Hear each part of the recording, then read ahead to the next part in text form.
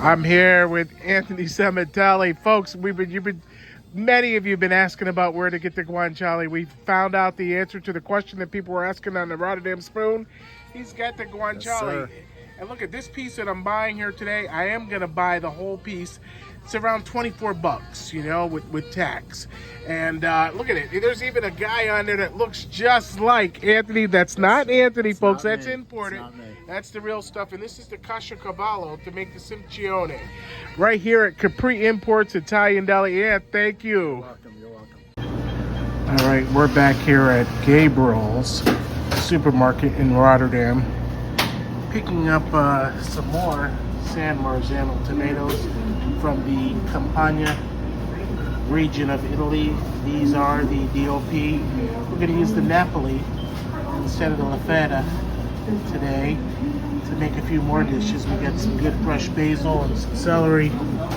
Over here is the guanciale that they slice to order for whatever amount you want. And I want to show you right here what the price is. You can see $13.79 for a good chunk of guanciale.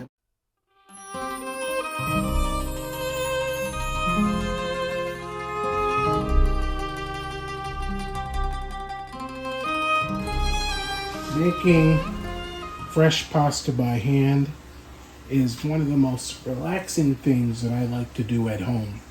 This flour is from Canali's American Italian restaurant in Rotterdam, and Peter and Henry Altieri gave me a big bag of it, as you can see here, and that is milled in Naples.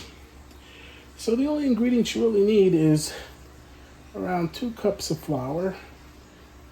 We're going to use a little bit of Sicilian sea salt, our 2 cups of 00 flour, and 3 eggs. Now, the well method, we've got a granite marble counter here. What you can do is make your well with your bowl. Put your bowl right in the center there. And then what I recommend is to crack your eggs into the bowl so that if you see any shells, you can remove them.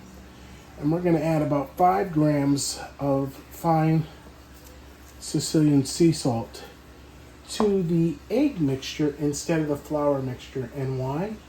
I want to be able to make sure that I incorporate the sea salt into the egg so that when we're forming this pasta, the salt is evenly distributed. And to do that, you can whisk them with a fork. Now, the type of pasta we're going to make today instead of ravioli is one of my favorites. It's called Garganelli. As opposed to penne and other types of pasta, the ridges run in the opposite direction.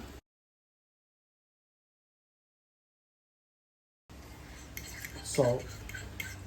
And you see when you get that whisked in there, nice, you're going to incorporate that salt.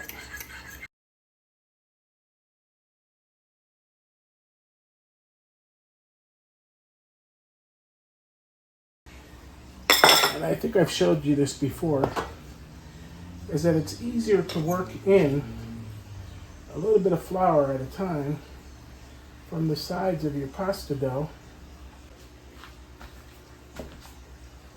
Okay, so when you get the egg incorporated, what you want to do is use your dough scraper to make large pea sizes. And then what you could do is form another little well like this. Keep your dough scraper over here. And we'll move this bowl out of the way over to here. If we want to use that fork, we can. Add a few drops of water at a time of the warm water. Now what you can do is then begin to bring your dough together. All right, I took my gloves off. Because now when you've gathered it all together, you're gonna need this. Alexa, set a timer for 5 minutes. Good evening, David. 5 minutes, starting now. Okay, so what you want to do is you want to continue to knead by pulling it in using your knuckles come back and give a nice press to the dough. What you're doing is you're developing those gluten proteins, and this dough will become less sticky.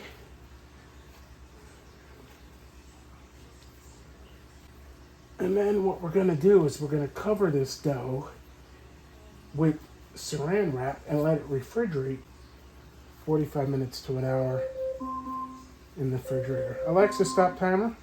So there's your pasta dough. Take your saran wrap, put that on a saucer and put it in the refrigerator just to liven up that gluten in there. All right, so in Italian, sofrito is basically onion, celery, and carrot. We've got that here in the pot with some garlic and some bay leaves. And what I want to do is, that's been cooking down, I want to deglaze that with a little bit of marsala.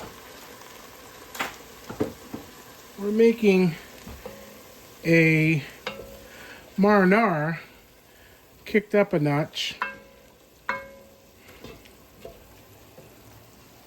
so that we can make another dish that I'm going to tell you about.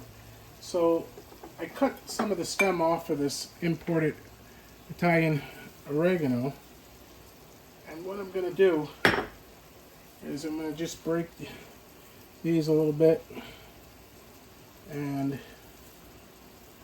put some of them in whole so I can remove the stems after. The stems will release the flavor into that pot. And we're going to put one of our chili peppers here. We're going to add a little bit of water from our pasta water that we're going to salt later when we cook our pasta. So this pot right here, and you can see how that's going to get nice, and put a little brown sugar in here. And over here we have our Napoli DOP San Marzano tomatoes. Crush them by hand.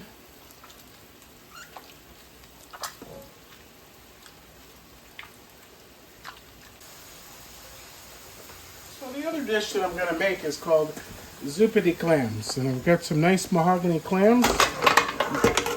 Patsy's in New York City, they do this dish. They use a little bit of jarred clam juice, but what I prefer to do is just put the clams in the pot first to create my own clam juice and take them out as soon as they start to open.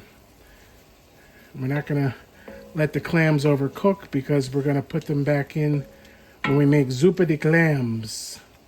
That alcohol is cooked off, and you can add your San Marzano tomatoes to that.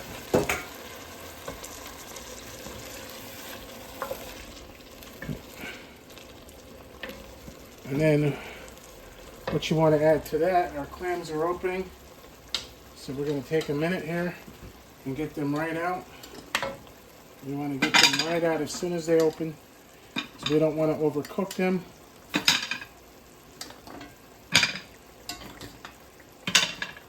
And we're going to get them off that hot pot also and get them over to the counter. You gotta move quick when you're cooking in a professional kitchen and even home. So, get that bad boy back into the shell.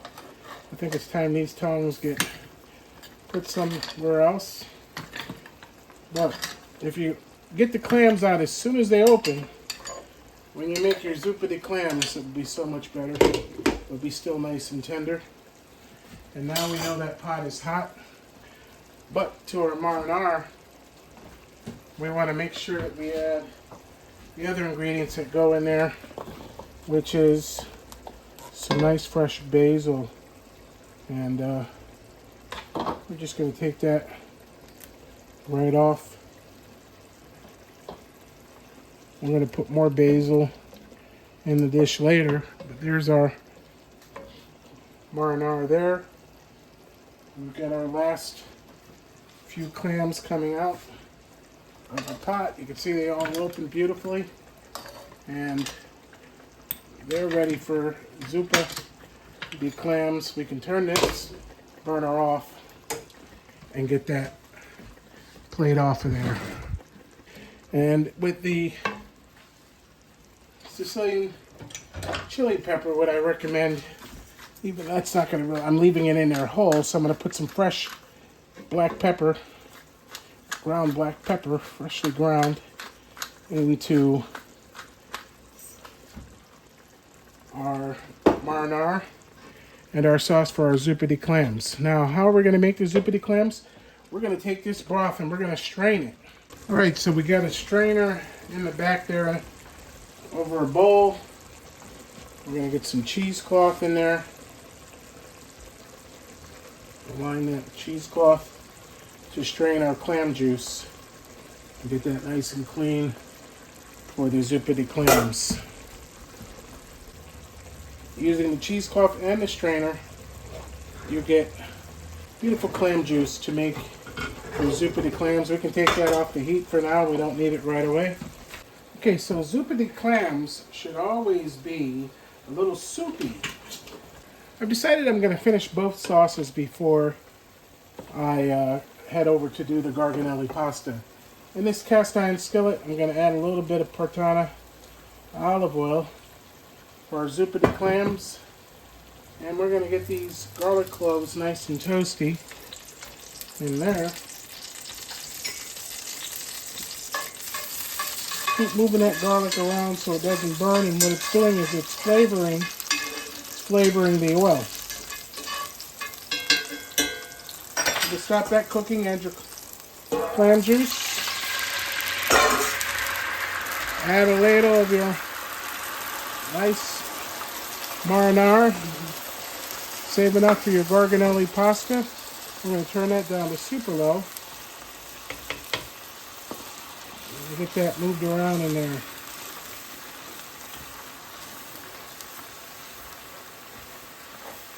Then you can take your tweezers and move out any bay leaves or anything in there.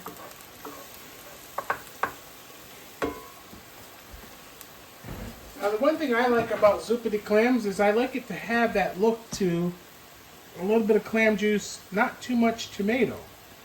So what you can add to that is your basil at this point. Let that cook into the sauce. It's going to go for your zuppa. Also, you can put some nice parsley leaves in there for flavor and for color.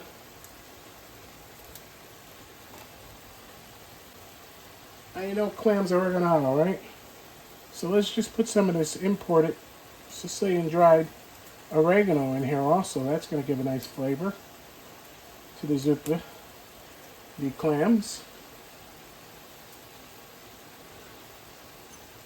And while that's cooking down, let's hit it with a splash of Marsala. Marsala is a Southern Italy, Sicilian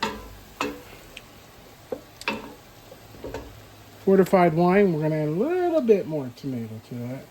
Now look at that. When you put that over the clams, that's going to be delicious. And I'm going to turn the heat down and just let that go while we're working on the pasta. I don't want it to evaporate. I want it to be a nice dish of a soup. Alright, so before you put this over your clams later and let your clams heat through, we're going to taste that. I want to make sure our zuppa is good for our clams.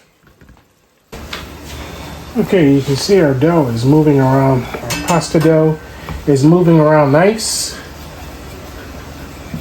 We'll get that stretched out. Too much more. What you can do is cut that dough right in half and get another half. And then move this over to the side. And the reason why I keep the saran wrap so the dough doesn't dry out, I can cover that back up. Flatten the piece with my hands. Turn the machine on low.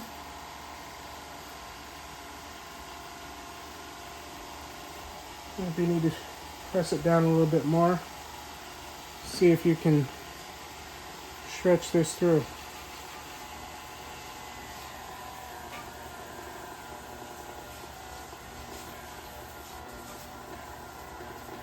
And you want to go slow.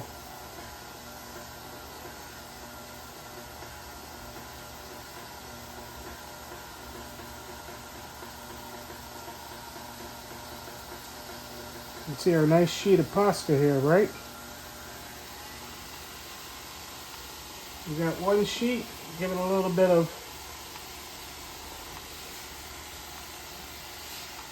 flour like so. You can do one at a time. I'm going to do one at a time to show you how to make the Garganelli. Alright, so what you want to do to make the Garganelli, I use a pizza wheel and I figure out, what size I want them. Go right through.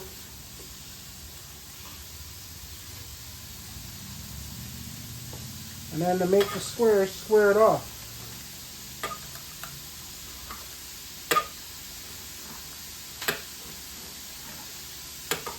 And this is the fun part about making homemade pasta.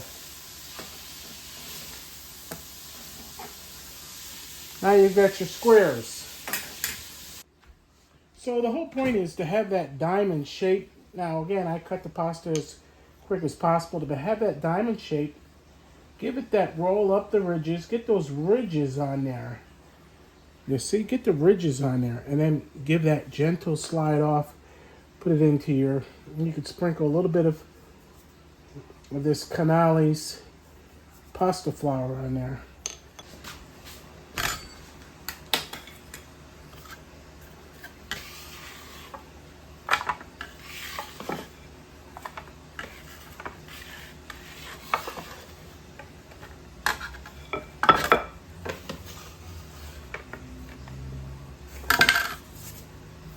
Garganelli.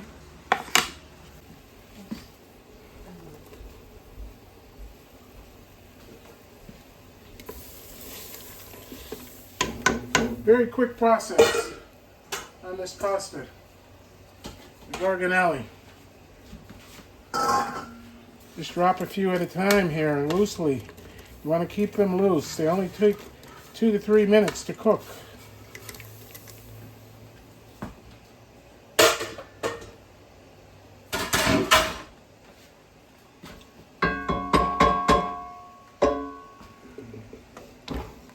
Keep them loose.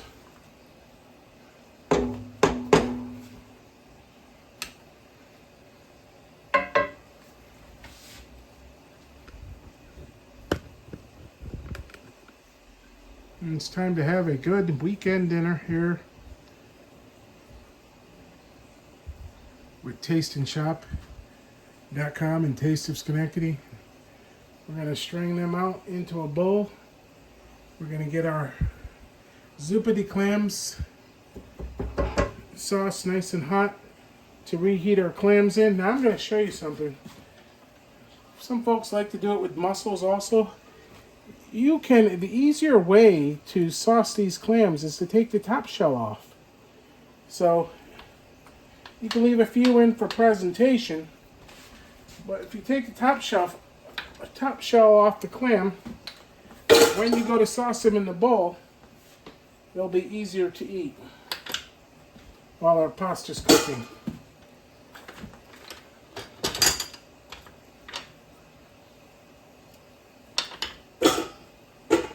I purchased these at Market 32 by Price Chopper. Look how big they are. These are the Maine mahogany clams. Top necks are the same size. I don't like little neck clams. There's not enough meat for me. So I've been telling some of my restaurant buddies, if you're going to do Zuppa di Clams, why not put a top neck clam or a Maine mahogany clam on your menu. And like I said, we'll leave some for presentation. Look how beautiful that shell is. Give our pasta a little loosening. Always use a wood spoon for that. And then we're going to drain that. When they start to float to the top, they're pretty much done, as you can see in there.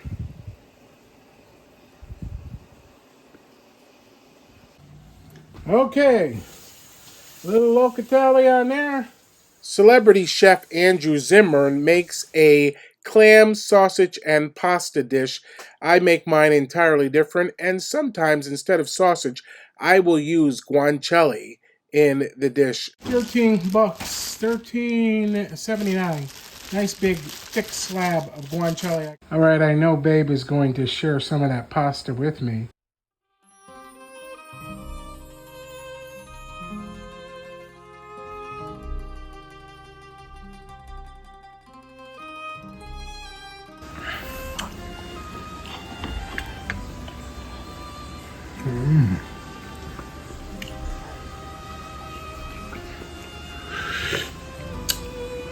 Oh, that's good.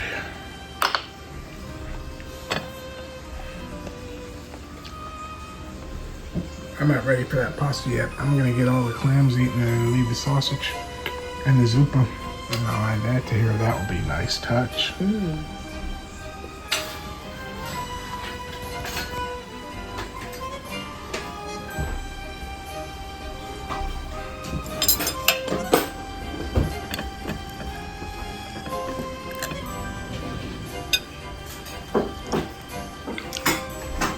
Oh, that broth is just so good, even without adding any more Sicilian chili.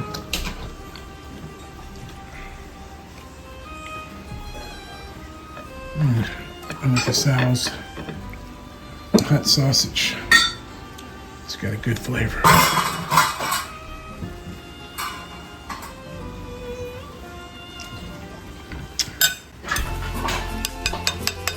Pasta, I tried it. It was great. Al dente, Garganelli, made by hand, fresh using canales, American Italian restaurant, 00 flour. Bread for dipping later. It's going to be right on, right on. And we hope you enjoyed this video from Taste of Schenectady and Beyond magazine, tasteandshop.com.